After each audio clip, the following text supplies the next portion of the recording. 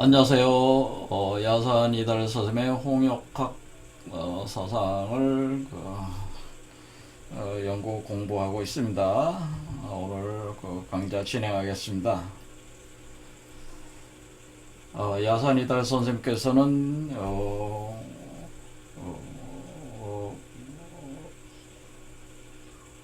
그 5회 중천 개벽으로 새하늘과 새 땅이 열리게 된다. 그래 개벽이 일어난다는 거죠. 5회 중천에 일어나게 되는데 그것을 이렇게 이제는 구공도에 따르면은 여기 이렇게 제가 여기 오죠. 여기 자축, 임묘, 진사, 요 5회의 정중앙에 요 지점에서 중천 개벽이 일어난다는 거예요.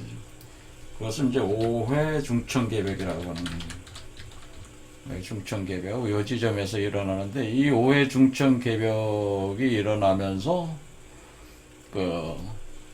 새하늘과 새 땅이 출현을 하게 되는데, 그것이 이제는 대인이 탄생함으로써 그게 된다는 거죠. 그러니까 사람이 대인이라는 존재, 그 사람이 탄생을 하는 것이 5회 중천 개벽의 시작이라고 이렇게 볼 수가 있습니다. 그러니까 여기 지금 그려놓은 요 존재를 대인이라고 보면은 우리 몸속에서 대인이 출현을 한다고 하는 것입니다.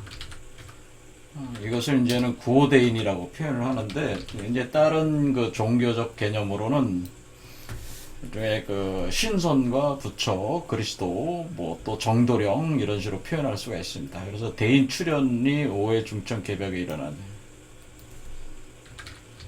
이게 대인이 몸을 가지고 출현을 한다는 거죠. 그래서 이러한 5회 중천 개벽으로 열려지는 새로운 세계에는 새로운 하늘과 새 땅이니까 그 세계에 대한 시공간 구조에 대한 캘린더를 만들게 되는데, 이것이 이제 경원력이라고 하는 거예요. 경원력. 그래서 우리가 지금 세상에서 쓰고 있는 게 뭐예요? 우리 한국에서 쓰고 있는 게 태양력, 태음력을 쓰고 있죠. 그러니까 양력, 음력이라고 하는 태양력과 태음력을 섞어서 쓰고 있는데,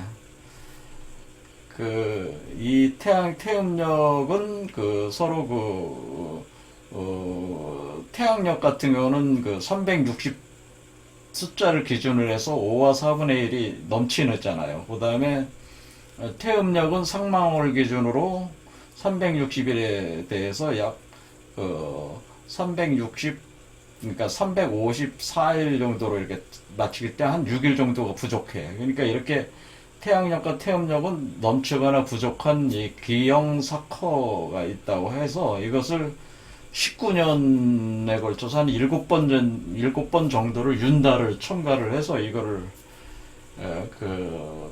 맞추죠. 양력과 음력을 그렇게 19년에 한 7번 정도 윤달을 넣으면 맞게 됩니다. 이렇게 되는 요 체계를 전적으로 윤력의 세계라고 하는 거죠. 윤력. 그래서 이렇게 윤달을 넣어야지 음양의 양을 매칭을 시킬 수가 있는 거죠. 동일하게. 그래서 윤력이라고 하는 윤력. 윤달 윤자에서 윤력이다 이렇게 쓰는 거죠. 그런데 새롭게 이렇게 열리는 세계는 윤력의 세계가 아니고 정력의 세계다로 정력. 정력의 세계가 된다고 하는 것은 정력. 그래서 이 정력의 세계라고 하는 것은 360도, 360일. 그러니까 정력.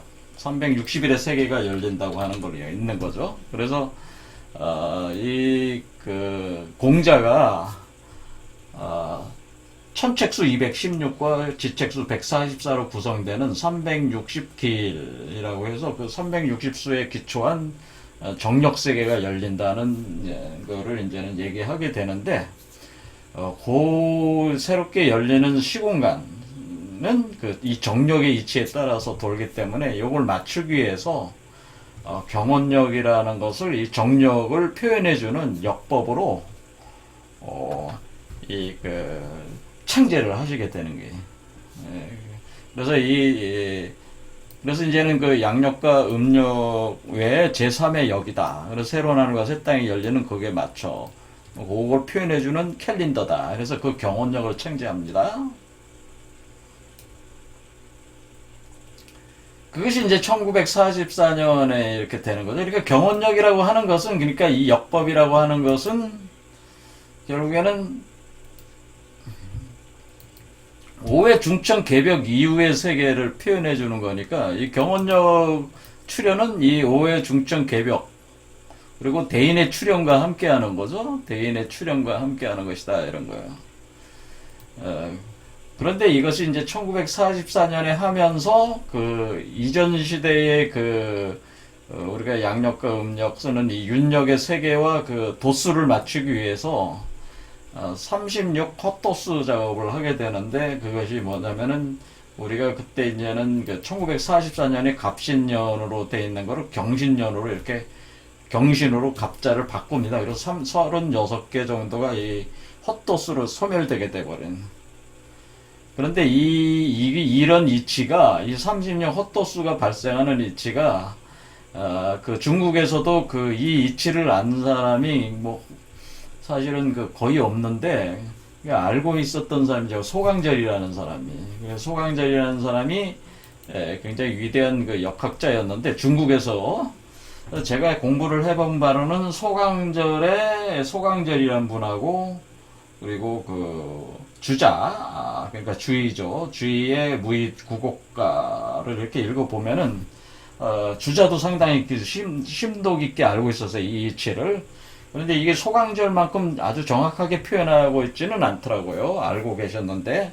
그래서 소강절은 천근 월굴 한왕내 36궁 도시춘, 요 천근 월굴에 관한 시를 통해서 이 36궁에 해당되는 그것이 소멸되면서 새롭게 열리는 세계에서는 그 불사 영생의 세계, 영원한 봄의 세계가 열린다고 하는 것을 이렇게 그 시를 통해서 표현을 했다. 이것이 야산 이달 선생님이 36 헛도수를 하는 그 이치하고 같은 이치다. 그죠. 그러니까 우리가 이제는 이 작업 자체가 이렇게 선천 복귀 8개가 이렇게 들어오면은, 이 후천 문항 8개와 같이 돌면서 선후천 교육을 통해서, 우리가 이 세계가 만물이 종시하고 새로운 세계가 열린다. 그럴 때에 새로운 대인이 출현한다고 하는 것을, 요게 이제는 88에 64 해가지고 선천 복귀 8개 8, 후천 문항 8개 8, 88에 64로 64개가 되는데, 실제적으로 그 주역에서 이렇게 전개를 우리가 할 때에, 지난 시간에 봤지만은, 이렇게 서로 이렇게 연이어져 있는 3번, 4번 궤, 5번, 6번 궤는 서로 간에 도전계가 된다 이거죠. 이렇게 대칭 구조로 되어 있기 때문에 하나의 쌍둥이 구조로 되어 있어요. 그러니까 극적반의 원리로 되어 있다. 이게 주역의 이 서계전 순서가. 그리고 요 나머지는 일종의 배합계 개념으로 되어 있어요. 그러니까 이렇게 중천관계가 다 이렇게 있잖아요. 이렇게 되어 있으면은 중천관계가, 설명을 드리자면은, 지난 시간에 이제 도전관계라는 걸 요건 알았죠. 도전관계. 그러니까 이 180도 회전을 시키면은, 180도 회전시키면은 수레둔계가 산수몽계가 되고, 수천수계가 천수성계가 되고, 지수사계가 수지비계가 되고, 180도 돌리면 그렇다는 거죠. 막 뒤집어 엎어버리면 그렇단 말. 근데 나머지는 이제 배합계 개념인데 뭐냐면은, 이렇게 중천공계가, 이렇게, 중지공계가 되죠. 중지공계가 되는 거는 이치가 어떻게 되냐면은, 양효가 다 음효로 다는 거예요. 모든 효가 바뀌면은 이런 걸 배합계 관계라고 그래요. 그러니까 요 두 개는 배합계 관계. 이렇게 쌍으로 봐야 된다는 거예요. 그 다음에 요것도 이렇게 네모칸에 안 들어가 있는 게 배합계. 요 두 개도 배합계 관계다. 살레이라는 괴는 어떻게 되냐면은 살레이, 그러니까 요 강산계와 진계, 살레이가 이것이 27번 살레이가 태풍대과가 되는 거는 태풍대과,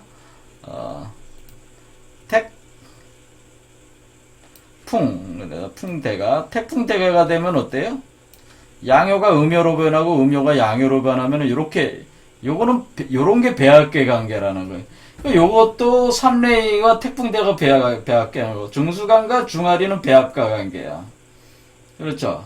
그리고 여기 풍산정과 여기 아닌데 여기 풍택중부와 내산소객에도 배합계 관계. 그러니까 이 쌍으로 돼 있는 요거에 도종계로 돼 있는 것들이 있고 배합계계로 돼 있는 게 있는데 도종계로 돼 있는 거는 180도 대칭 관계라 쌍둥이계로 봐서 하나로 보고 배합계 관계로 보는 거는 다 각각이지만은 사실 두 개로 쌍으로 볼 때는 그 변화의 이치가 이거는 극즉반의 이치로 돌아가는 것이고 이것은 어떻게 되는 거예요? 완전한 다른 그 효 자체가 완전 양효가 음효로 변화하는 그거로 표현을 해준 거다 그 얘기죠. 그래서 이 주역의 64개가 요런 식으로 구성이 돼 있어가지고 요거를 대칭적인 그거를 쌍둥이로 봐서 하나로 봐서 이렇게 하면은 36개가 나온다 그거죠. 그래서 요런 개념으로 돼 있다 이거예요. 이게 주역의 구조가 이렇게 돼 있다. 그래서 이 주역이라고 하는 것이 사실은 선천과 후천의 그 교역 원리를 표현을 하는 건데 그것이 여기 지금 여기 그러니까 여기 선천 복귀 8개 들어와서 후천 문학 8개가 도는 어떤 이런 개념 자체가 64개지만은 사실은 36개가 돼서 이 교육 과정에서 이 세 개가 그러니까 선천과 후천 세 개가 다 소멸을 하는 거죠. 그러니까 다 소멸을 해 들어가면서 새로운 세계가 열린다 그러는 거죠. 그러니까 이전의 세계들이 다 소멸하면서 새로운 세계가 열리게 되는데 그거는 불사 영생의 세계, 그러니까 죽지 않는 세계, 그런 세계가 열린다고 하는 것이 이게 36궁이 소멸이 돼서 모든 게 다 도라는 게 모든 게 다 그런 뜻이라는 거거든요. 모두 다 도 시춘이다. 모든 게 다 봄으로 변한다라고 하는 거죠. 그래서 야산 이달 스님께서는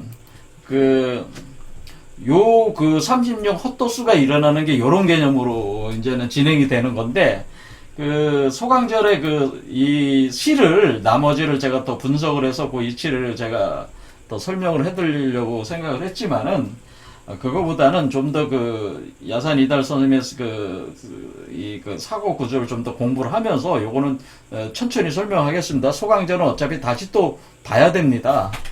왜냐면은 경원역의 이치, 그러니까 왜 36궁 도시춘 이 개념으로 해서 왜 이렇게 되는가를 황극 경세력에 기초를 해서 설명하시기 때문에 그때 한번 다시 또 보겠다 그 얘기죠. 자, 그럼 오늘 보려는 거는 뭐냐면은 이렇게 경원역이라는 걸 창제를 하셨다 그래요. 그래서 야산 이달섬의 사상, 역학적 사상을 이해하려면은 몇 가지 키워드가 있는데요. 그 중에 가장 중요한 키워드가 이 경이라는 거예요. 그러니까 경원역이라고 하는 거가 이분이 창제를 하셨을 때 왜 이름을 경원역으로 하는 것이냐 이런 거죠. 경원역이다. 경원역은 1944년에 할 때 이 경원역이라는 게 뭐예요? 경이 처음 시작하는 것이다라는 거죠. 경이 새로운 세계를 여는 시발점이 경이다라고 하는 거잖아요. 그러니까 우리는 육식갑자에서 갑자, 을축 이렇게 원래 가는 거잖아요. 갑자, 을축, 병인, 정묘, 지금 기사 이렇게 가는 건데 갑에서 시작하는 거죠. 갑에서 시작하는 건데 이걸 갑이 아니라 경으로 봤다는 거죠. 갑이 아니고 경이다. 그래서 경이라는 것이 이 경에 대한 개념을 아는 것이 야산 이달섬의 그 역학을 이해하는데 아주 핵심 포인트 중에 하나이기 때문에 이걸 알아봐야 된다 그 얘기입니다. 그래서 여기서 우리가 그 지금도 어떻게 돼 있습니까? 갑신년을 경신년으로 바꿨잖아요. 그렇죠. 갑신년을 경신으로 바꿨으니까 이것도 경신이잖아요. 경신. 그러니까 갑신을 경신으로 바꿨다. 그러니까 그걸 사작경신이라고 한다 그러죠. 이 사작경신의 그 사작경신도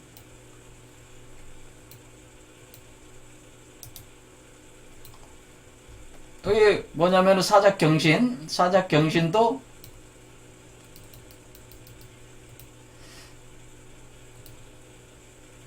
그러니까 갑신을 경신으로 바꿀 때 이렇게 경이 등장하잖아요. 자, 경이 등장합니다. 이런 식으로.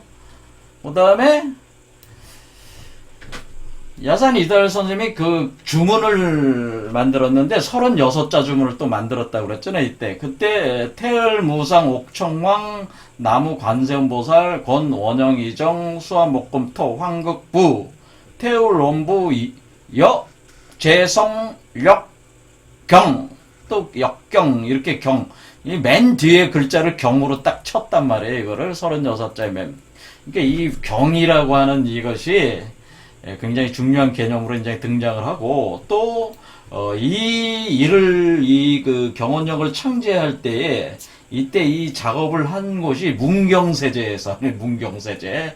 그래서 문경세제인데 문경의 경은 어떻게 됩니까? 우리가 문경이라는 경상북도에 그 문경세제 있지 않습니까? 그 문경의 경자는 어때요? 경사스러울 경자를 쓰는데 이 경과 통하는 경이다 그 얘기죠. 자, 그런 얘기이기 때문에 이 경에 대해서 이거를 이해를 하는 것이 굉장히 중요한 관건이 사실은. 자, 근데 그걸 이해를 하려면은 뭐 이렇게 추상적으로 얘기하면은 재미가 너무 없으니까 이거를 이제는 이때 이제는 1944년에 이분과 제자들이 모여서 어떤 행사를 하는 거를 통해서 이 이치를 드러내고 있는데 그런 것들을 살펴보면서 왜 그렇게 경이라는 말을 쓰게 경이 왜 그렇게 키워드가 되는 거냐라는 거를 이해를 해보자 그 얘기죠. 이렇게 30여 헛도수를 발생시킨 이때 문경세제에서 1944년에 100일 기도를 마치고 시궁동의 강석희 시집에서 제자 남녀 합쳐서 36명과 함께 이때 방아 찢는 행사를 하게 됩니다. 방아 찢는 행사를 하고 방아를 찢는다라는 게 있고 그 다음에 뭐가 있어요? 그 다음에 풀무놀이를 했다라는 게 풀무놀이를 했다. 그리고 이렇게 했는데 이것은 자 방아를 찢고 풀무놀이를 하셨어요. 자 이게 왜 이제 이렇게 하시게 되냐면은 이것도 이제는 이 키워드인 경에 대한 것을 이치를 드러내기 위한 겁니다. 그러니까 요거는 지우겠습니다. 그러니까 이게 방아 찢는 행사와 풀무놀이를 하셨다. 근데 36명하고 같이 했죠. 근데 이거는 여기 이제 기록에 뭐라고 써있냐면 강태공의 조작방아를 의미한다 이렇게 돼 있어요. 강태공의 조작방아. 방아를 찧었다. 풀무놀이를 했다. 왜 이런 행사를 했겠어요? 이분이? 왜 이런 행사를 하셨을 것 같아요? 이게 이제 이게 왜 그러냐면 이제는 이걸 또 이제 연관을 시킬 때 강태공하고 연관을 시킵니다. 속전하던 이게 세상에서 전하던 강태공의 조작방아라고 강태공의 조작방아. 근데 이것은 강태공의 조작방아는 어떤 의미가 있냐면은 여기서 표현을 하기를 갑을 경으로 바꾸는 경갑변도의 원리를 얘기해주는 사작경신이다 그런 표현을 하는 겁니다. 여긴 경갑변도 표현을 안 돼 있지만 경갑변도를 뜻하는 겁니다. 그러니까 이게 강태공 조작방아가 있다는 거죠. 강태공 조작방아가 있고 그 다음에 또 뭐라는 말이 나오냐면은 경갑변도라는 말이 나오고요. 경갑변도, 사작경신, 사작경신 이란 말이 나오는데,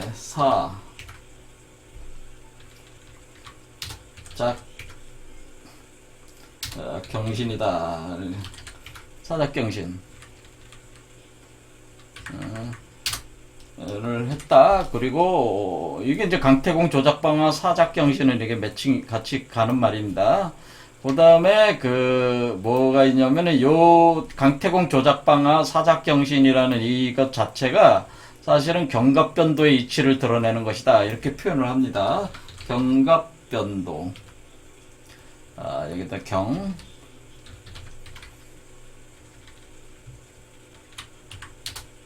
경갑변도.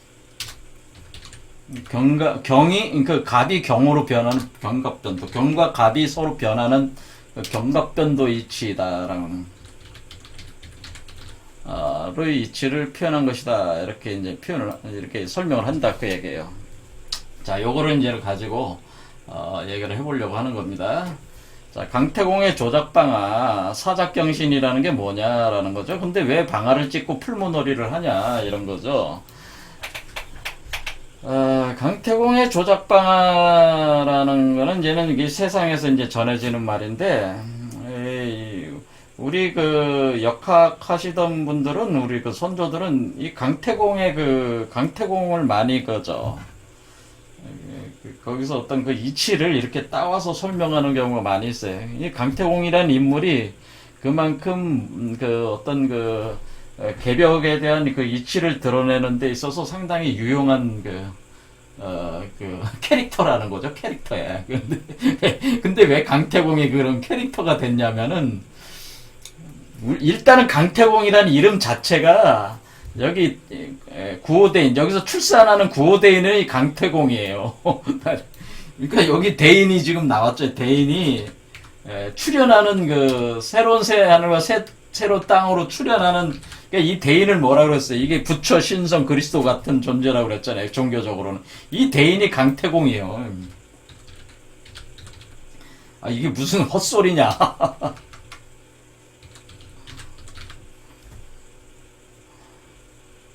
강태공이라는 이 이름 자체가 그걸 표현해주고 있다. 그 얘기예요. 제 말씀은. 그럼 강태공이 이름이 어떻게 돼 있냐. 그러니까 태공망이라고 그래서 태공망이라고 하기도 하고, 강태공은, 이 강태공이 이름으로 일단 파자에서 말씀을 드리겠습니다. 강태공이나 이름을. 강태공은 강자가 뭐예요? 강자가 강자가 어떻게 됐어요? 이 파자를 해서 보면 다 알 수가 있어요. 강이라고 하는 것은 뭐예요? 양이잖아요. 그렇죠. 그 다음에 여자잖아요. 여잔데 뭐예요? 강이라고 하는 거는, 강태공은 남자잖아요. 남자인데 양여로 돼 있잖아요. 그러니까 이건 뭐냐면은, 이 강이라고 하는 글자는 어린 양을 안고 있는, 어린 양을 안고 있는 여자가 어린 양, 그러니까 여자가 안고 있는, 그러니까 어린 양이 강태공인데, 어린 양이 대인 강태공인데, 그 어린 양을 여자가 안고 있다 이거죠. 여자가 안고 있다. 이건 뭐냐면은, 이건 이제 기독교에서는 성모 마리아라고 표현하는 거고, 불교에서는 관세음보살 여성으로 이렇게 표현을 하는 게, 그러니까 음의 시대라고 그러지 않습니까? 음의 시대다라고 하는 거는 여자의 시대라고 하는 거 표현이에요. 근데 그 여자로부터 양이 나온다는 거죠. 어린 양이 나온다는 거죠. 자, 우리가 여기서 어떻게 돼 있었어요? 애초에 이 선천 복귀 8개가 들어올 때, 이 곤개가 끌어들인 거 아니에요. 이게 워몰이잖아요, 워몰. 그렇죠. 워몰이 끌어들일 때 곤개가 뭘 뜻하는 거예요?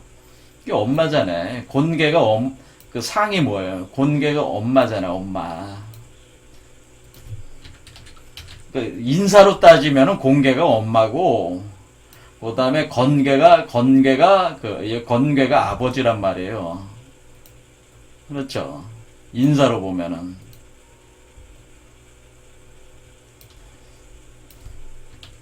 그러니까 어떻게 들어온 거예요?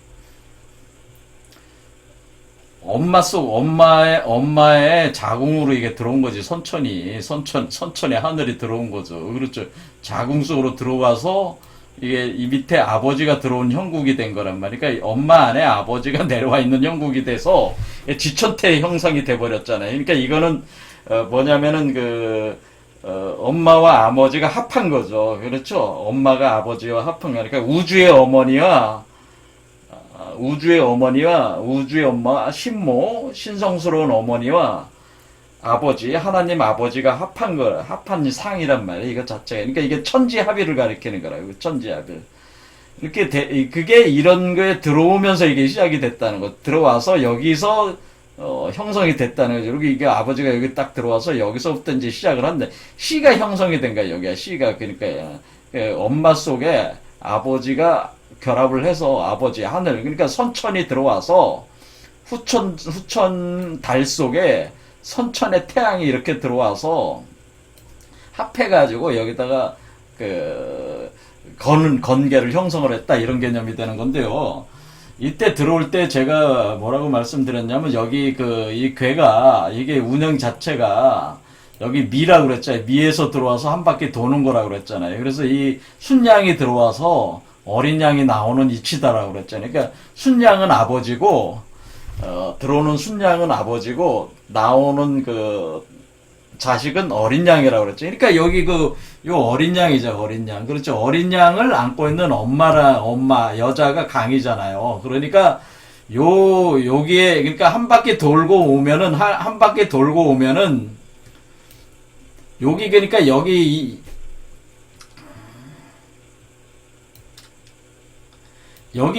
여기 보면은, 여기 처음에 들어올 때는 뭐야? 순양과 결합하는 엄마잖아요. 그러니까 하늘의 아버지는 순양으로 표현하는 거예요. 그러니까 순양에서 이렇게 해서 들어와가지고 이렇게 돌았잖아요. 돌아서 어린 양이 됐잖아요. 그래서 순양은 아버지고 어린 양은 아들이요. 그러니까 이 어린 양이 대인이란 말이에요. 대인. 그랬을 때 이 구조가 어떻게 돼요? 엄마가 안고 있는 거잖아. 똑같이. 엄마가 어린 양을 안고 있는 상황이 된다. 그래서 사실 강을 표현하는 건 요 지점을 표현한 거예요. 요 지점. 요게 강이죠. 그렇죠. 이렇게 한 바퀴 돌아서, 그러니까 시작한 지점으로 다시 돌아오면 뭐가 돼요? 강이 된단 말이에요. 시작점으로 다시 돌아오면 강이 되죠. 그러니까 어린 양을 낳는, 그러니까 이전 시대의 아버지 시대는 끝났고 자식의 시대가 시작됐는데, 새로운 하늘과 새 땅은 새로운 자식의 시대야. 그러니까 이전의 시대는 아버지의 시대고, 그러니까 이렇게 시작이 될 때에 이것이 뭐예요? 그게 강이다 이거죠. 그게 강의 모습이다 이거죠. 그러니까 그게 태다라는 건 뭐예요? 태초의 씨앗이다 그런데 태극이라는 뜻이잖아요. 태니까 뭐야? 이거 태초가 시작된다. 태극이란 뜻이잖아요. 그러니까 이거는 하나의 새로운 시작점이라는 거잖아요. 태초다라는 얘기잖아요. 그러니까 이게 종자, 콩을 뜻하죠. 삼위일체가 된 존재, 콩태자잖아요. 또 태극이라는 의미잖아요. 그러니까, 이 어린 양을 안고 있는 이 여자가 안고 있는 어린 양이 뭐예요? 이게 태극이란 얘기지. 새로운 태극이란 얘기지. 그렇죠. 새로운 시대를 여는 존재라는 얘기, 새로운 우주를 여는 존재라는 거 아닙니까? 공자는 뭐예요? 공자는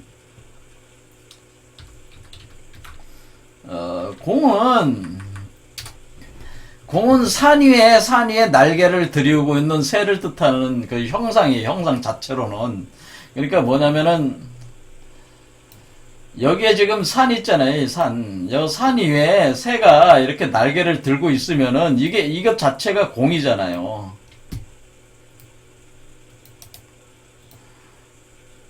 이렇게 되면 이게 공이잖아요. 요 자체 모습이 새가 이게 알을 품고 있는 요 상태가 공이라고. 새가 이렇게 알을 가지고 있는 상태가 공이에요. 그러니까 이 봉황이라고 하는 것은 바로 이 대인인데, 대인이 또 알을 하나 가지고 있는데 그게 태극 그 콩을 가지고 있는 거라고. 그러니까 우주의 알을 가지고 있는 존재가 되는데 요 나오는 존재가 뭐냐면 우주의 알을 가지고 있는 대인에 해당된다고. 그래서 그 우주를 창조할 수 있는 우주 창조의 알을 가지고 있는 대인이다. 그게 바로 강태공이다. 그게 어린 양 상태에 왔을 때 그것을 강태공이다. 그렇게 표현한다 그거죠. 그래 이 강태공이라는 그 이름 자체가 이런 의미가 있다고 하는 거예요. 그래서 강태공을 갖다 쓰는 거예요. 그러니까 강태공이라는 이름 자체가 이런 심오한 의미를 담고 있는 이름이야. 이 이름 자체가. 가령 여기 송자는 뭐예요? 강태공자는 뭐가 돼? 공자는 송자가 되잖아요. 소나무 송자가 되잖아요. 그렇죠? 나무 목자를 붙이면은 소나무 송이 되잖아요. 소나무 송은 뭐예요? 여러분은 송가샘을 얘기한 송가샘. 송가라는 게 뭐예요? 소나무 열매라는 뜻 아니에요? 소나무 열매가 경이에요, 경. 경인데, 소나무 열매가 경인데, 이게 뭐냐면은, 소나무 송가샘이 어려요. 여러분 뇌에 송가샘이, 이 어린 양이 거하는 천궁이 송가샘에 있다고. 이 제3의 눈이 송가샘 쪽에 있기 때문에, 어린 양이 존재하는 곳이 송가. 그래서 이 공자를 쓰는 이유도 그런 거예요. 이해가 되시죠? 그래서 이 공자를 쓰는 이유도 송가샘이라는 브레인, 여러분의 브레인, 뇌의 그 송가샘 위치를 표현하기 위해서 또 송이라는 걸 쓴 거라고. 이렇게 새가 이렇게 그 산을 이렇게 감싸고 있잖아요. 요거 자체가. 이해가 되시죠? 새의 기운이 감싸고 있잖아요. 이게 강태공이에요. 그러니까 강태공이라는 그 글자 자체가 강태공이 그러니까 누구예요? 강태공이 대인이고 구호대인이 몸을 얻어서 나온 구호대인이고 이것이 바로 개벽을 여는 정도령이고 그리스도고 미륵불이고 부처란 말이에요. 미륵불이란 말이에요. 이 강태공이. 그러니까 강태공이라는 그러니까 이 그 역학적으로 그러니까 어떻게 쓴 거예요? 역학적으로는 강태공이라는 존재를 가지고 이 구호대인을 표현한 거다 그런 말씀입니다. 그래서 강태공 조작방아가 중요하다는 거예요. 이 강태공이 주인공이기 때문에 그래요. 자, 그러니까 강태공이라는 거는 상징적인 그 이름이죠. 이름이다. 그 뭐냐면 구호대인을 표현한 이름이다. 새로운 하늘과 새 땅을 여는 존재의 이름이다라고 하는 거예요. 그 세 글자 안에 이런 의미들을 담고 있다 이게야. 이해죠? 그러면 이 강태공이 그런데 그것만 가지고 강태공 그렇게 한 게 아니고 강태공이라는 존재가 뭐를 했어요? 강태공이 혁명했죠. 역성혁명한 존재잖아요. 역성혁명을 했다고 하는 것은 한마디로 나라를 완전히 바꿨다는 거잖아요. 그러니까 성을 바꿔버렸다는 얘기잖아요. 역성혁명이란 뭐야? 역성혁명이잖아요. 역이잖아. 역의 역성혁명이라고 하잖아요. 역성혁명. 이 역성혁명. 그러니까 역에 있어서 역의 혁명을 한 거 아니야. 지금 뭐야? 지금 우리가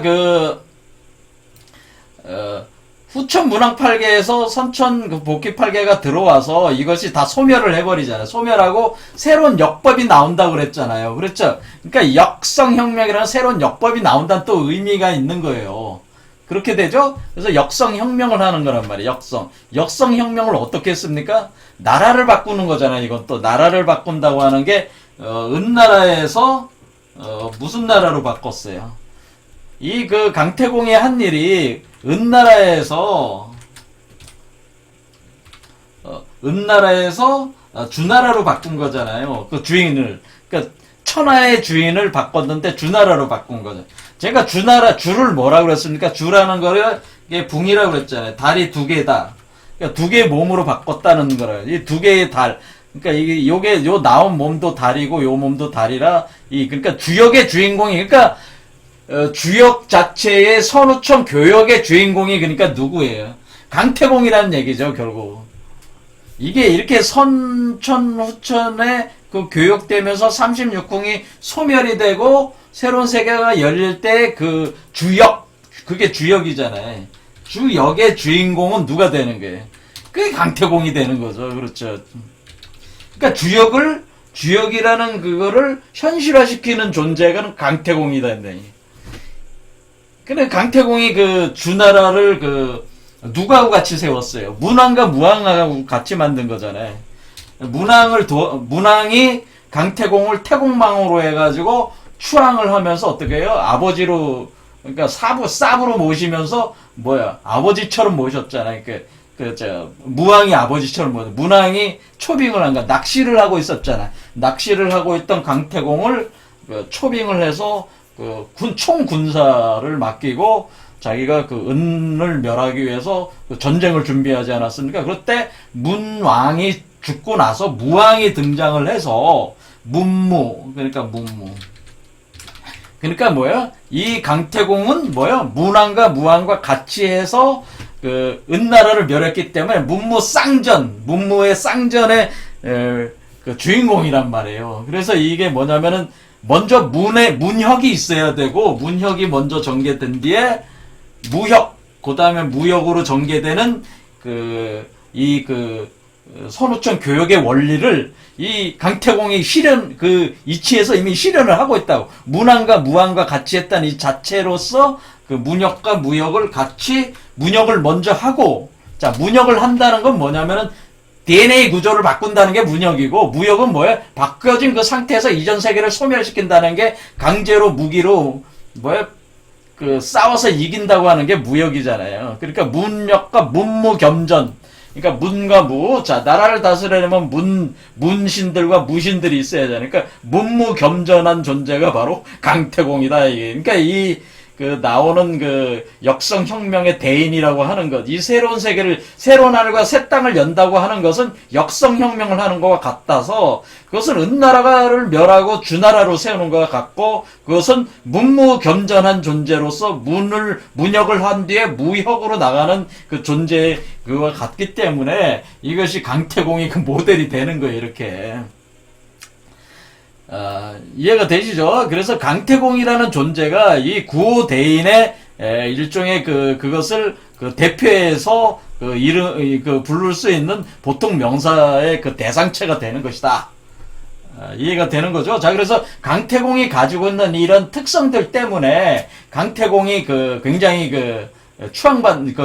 이런 역학을 공부하시는 분들이 볼 때는 강태공이 이 이치에 가장 정확하게 맞는 사람이에요.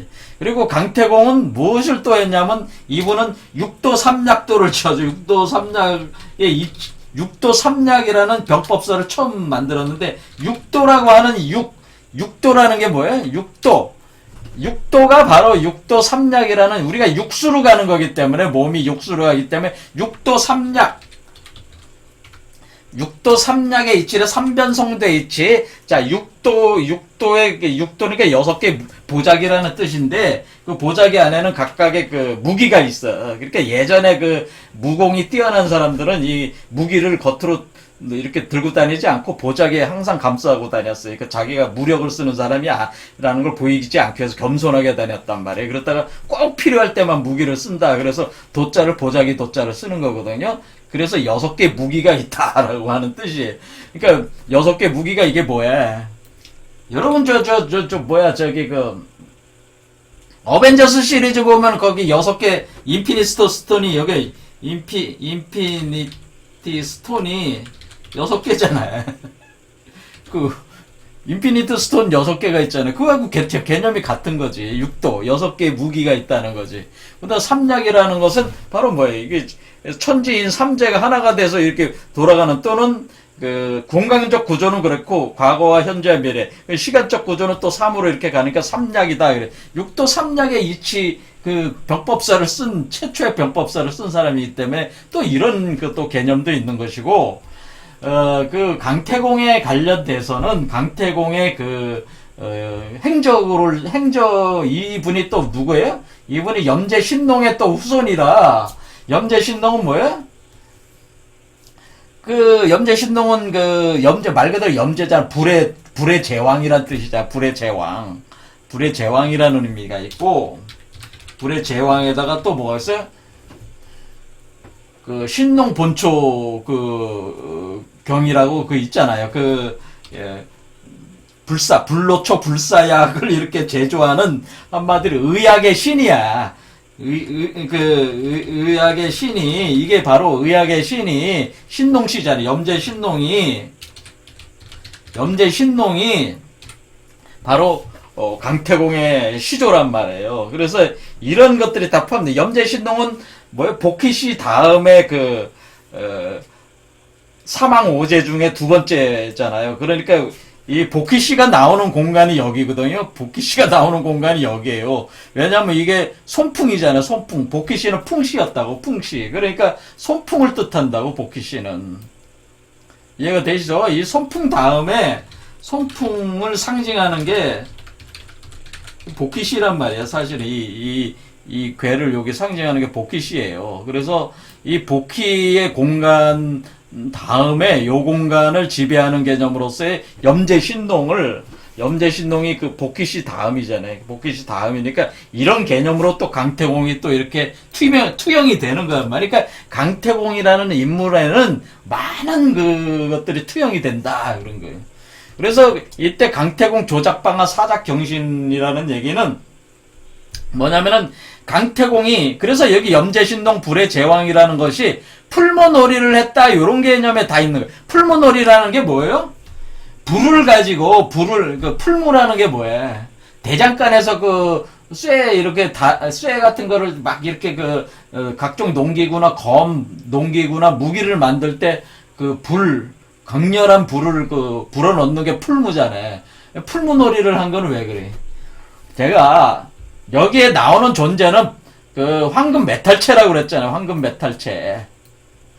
다른 강좌에서 그랬는데 이게 황금 메탈체란 말이에요. 이 존재가. 그러니까 이 몸이 제가 탄소 생명체가 아니고 황금 메탈체다. 요 존재는, 자, 탄소 생명체를 상징하는 탄소 생명체, 우리가 인간인 탄소 생명체는 목기란 말이야. 나무목. 오행으로 보면은 나무목을 상징하는 목이란 말이야. 목은 간목이 상징하잖아요. 간목. 그렇죠. 간목이 탄소 생명체 인간을 상징하는 게 간목이면은 규소 생명체, 제가 통괄적으로 그냥 규소 생명체로 하겠습니다. 황금 메탈체면서 이게 크리스탈 유리 광화체인데, 규소 생명체는 뭐예요? 금이라고요, 금. 오행으로 보면 금이라고. 그러니까 이것은 경금이라고요, 경금. 그래서 간목이 아니고 경금.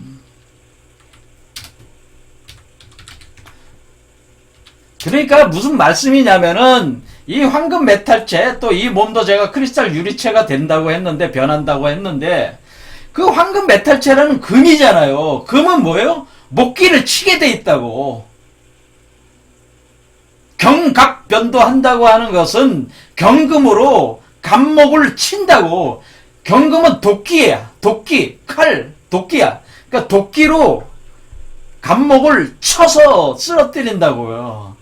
이해가 되시죠? 그러니까 이 이치는, 경갑변도는 뭐예요? 결국 사람이 변하는 이치야. 그러니까 사람이 탄소 생명체 사람에서 황금 메탈체 사람으로 변하는 이치를 경갑변도라고 하는 게 사실상에 있어서는. 그러니까 강태공은 그러니까 경금으로 이루어진 존재란 말이에요. 경금체란 말이에요. 경금체를 뭐라 그래? 경금체니까 강태공은 경금체고, 지금 우리 인간은 탄소체란 말이에요. 간목체란 말이에요. 그러니까 어떻게 됩니까? 몸체니까 경금체니까 우리를, 이 존재를 뭐라고 그러는 거예요?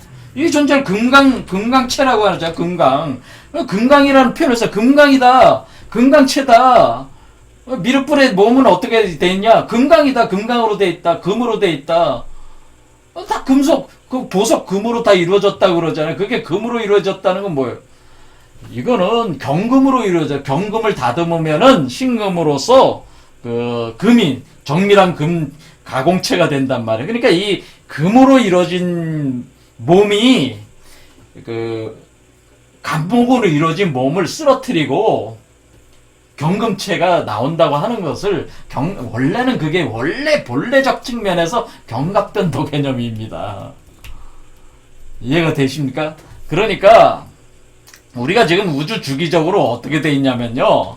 갑을병정 무기경신 임계로 볼 때의 큰 주기가 갑을병정 무기경신 임계로 볼 때 큰 주기가 일갑에서 진행해왔던 게 7경, 7번째 7경에 와서 이 갑목에 뿌리를 둔 모든 기운을 이 갑목을 쓰러뜨린다고, 경이. 쓰러뜨리면서 이전 세계를 소멸시키고 새로운 세계로 혁명이 일어나는 것이 7경이다라고 하는 거는 지금 탄소체로 된 인간에서 규소체로 된 인간으로 변한다고 하는 이치를, 이게 크게 보면 이렇게 가고 있다고요, 지금. 그래서 우리가, 요 갑을병정을 선천이라고 하고,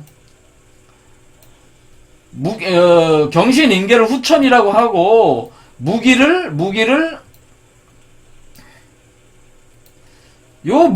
중천이라고 하는 거예요. 그래서 지금 현재 우리 몸이 24방위도로 보면은 여기 가는 데가, 여기가 자 무기가 돌아가고 있다. 무기토가, 오토와 10토. 자, 무기토가, 이 운행에서 무기토가 이렇게 무기토가 있고요. 여기 이렇게 도는 거야, 이렇게. 그러니까,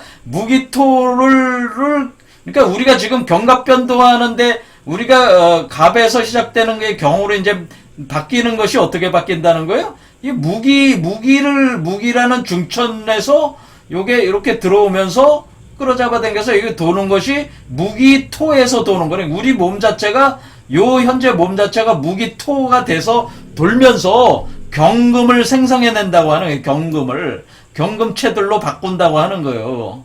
이해가 되시죠? 무기토를 기초로 경금을 만든다, 이렇게 하는 겁니다. 그러니까 갑을병정을 소멸시키면서 무기를 토대로 해서 경금을 만드는 것이, 이것이 경갑변도, 바로 5회 중천 개벽의 개념 자체가 무기가 중천이니까 갑을병정 경신인계의 중간이잖아요. 중간이자 요것도 개념이. 그러니까 요 개념으로 보면, 천간 개념으로 보면 중천이 무기고, 여기는 5가 중천이고, 그러니까 뭐예요? 이런 식으로 해서 이리로 올라가는 것이 이것이 바로 중천, 5회 중천 개벽이다라고 하는 거죠. 우리 몸이 무기를 통해서 이렇게 돌아가는 것이, 돌아가면서 경신체로 바꾸는 거예요. 경신체로. 그러니까 경신체가 금이야. 그러니까 우리는 지금 우리 몸 자체는 갑을목으로 돼 있는데, 탄소체로 돼 있는데, 경신체로 바꾸는 거라고요. 그러니까 우리 몸이 신이 된다고 하는 것은, 경신체로 바꾸는, 금체가 되는 거예요, 사실은. 제가 물질적 혁명이 일어나는 거란 말이에요, 사실은. 이와 같은 이치를, 야산 이달 선생님께서 이때 방아를 찍고 풀무놀이를 하는 것을 통해서 이 이치를 드러냈고, 조작방아 사작경신, 그리고 강태공, 하마차의 이치로 이것을 표현을 해내셨는데, 자, 오늘, 전조가 되는 얘기만 하고 진짜 본론은 못 들어갔습니다. 자, 본론은 그럼 과연 방아를 왜 찧었나? 풀무놀이는 왜 하나? 사작경신, 경신은 뭔가? 그래서 왜 경원력이라고 하는 건 이제 아셨죠? 자, 우리가 인간이 불사영생체 신이 되는 거는 그 몸 자체가 금강체로 변하기 때문에 그런 건데, 그 금강을 뜻하는 게 뭐예요? 갑을병정 무기 경이 경금을 뜻하는, 경금이 바로 그 금강체를 상징하는 간지예요. 천간이에요. 그래서 경원력이라고 하는 거죠. 경이 시작된다는 건 뭐예요? 금강체로서의 신과 같은 인간이, 불사 영생체 인간이 금강체로서 탄생을 했다. 그래서 시작을 한다. 그런 뜻이다. 그런 얘기죠. 자, 그러니까 이제 그런 의미인데, 그것이 이제는 사작 경신, 그 다음에 방아 풀무놀이, 요런 건 이제는 다음 시간에 또 다시 연이어서 하겠습니다. 오늘 여기까지 하겠습니다.